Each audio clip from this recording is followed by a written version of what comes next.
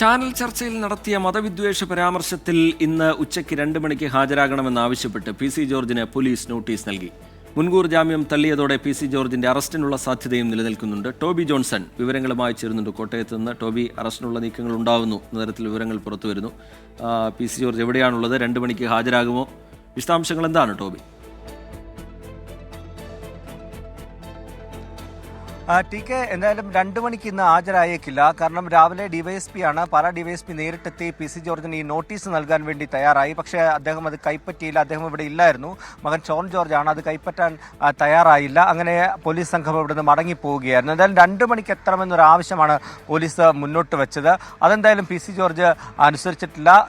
വരും ദിവസം, അതായത് തിങ്കളാഴ്ചയോ മറ്റോ പോലീസ് സ്റ്റേഷനിൽ വന്ന് കീഴടങ്ങി അറസ്റ്റ് വരിക്കാനുള്ളൊരു സാധ്യതയുണ്ട് എന്നുള്ള വിവരമാണ് ഇപ്പോൾ ലഭിക്കുന്നത്. അതിനപ്പുറത്തേക്ക് പോലീസ് പി സിയെ അറസ്റ്റ് ചെയ്യാനുള്ള ഒരു നീക്കത്തിലേക്ക്, അതായത് വീട്ടിൽ കയറി അറസ്റ്റ് ചെയ്യുക, അങ്ങനെയുള്ളൊരു നടപടിയിലേക്ക് ഉടൻ പോയേക്കില്ല. പി സിക്ക് നോട്ടീസ് നൽകി അദ്ദേഹത്തെ വിളിച്ചു വരുത്തി ചോദ്യം ചെയ്ത് അറസ്റ്റ് രേഖപ്പെടുത്തുക എന്നുള്ളൊരു ഉദ്ദേശം മാത്രമാണ് നിലവിൽ പോലീസിനുള്ളത് എന്നാണ് നമുക്ക് മനസ്സിലാക്കാൻ സാധിക്കുന്നത്. ഹൈക്കോടതിയിൽ നിന്നും അതിരൂക്ഷമായിട്ടുള്ള വിമർശനമാണ് ഉണ്ടായത്. കാരണം മുൻപും ഇത്തരത്തിലുള്ള പ്രസ്താവനകൾ നടത്തിയപ്പോൾ, ഹൈക്കോടതി ജാമ്യം നൽകിയപ്പോൾ അന്ന് കർശനമായിട്ടുള്ളൊരു നിർദ്ദേശമുണ്ടായിരുന്നു, ഇത്തരം പരാമർശങ്ങൾ വീണ്ടും ആവർത്തിക്കരുതെന്ന്.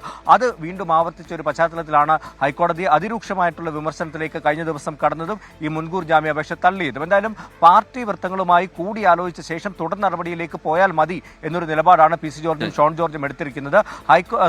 ഹൈക്കോടതി ഡിവിഷൻ ബെഞ്ചിലടക്കം അപ്പീൽ നൽകാനുള്ള ഒരു തീരുമാനം കൂടി, ചർച്ച കൂടി ഇതിനിടയിൽ നടക്കുന്നുണ്ട്. ഒരുപക്ഷെ അപ്പീൽ നൽകാനോ അല്ലെങ്കിൽ കീഴടങ്ങണോ എന്നുള്ള കാര്യങ്ങളിലൊക്കെ ഒരു അന്തിമ തീരുമാനം പാർട്ടിയുമായി കൂടിയാലോചിച്ച് ഉണ്ടാകൂ എന്നാണ് ഷോൺ ജോർജ് അറിയിച്ചിട്ടുള്ളത്.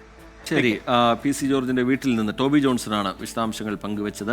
മുൻകൂർ ജാമ്യാപേക്ഷ, പി സി ജോർജിന്റെ മുൻകൂർ ജാമ്യാപേക്ഷ കോടതി തള്ളിയതിന് പിന്നാലെയാണ് നിർണായകമായ നീക്കങ്ങൾ അന്വേഷണ സംഘത്തിന്റെ ഭാഗത്തു നിന്ന് ഉണ്ടാവുന്നത്.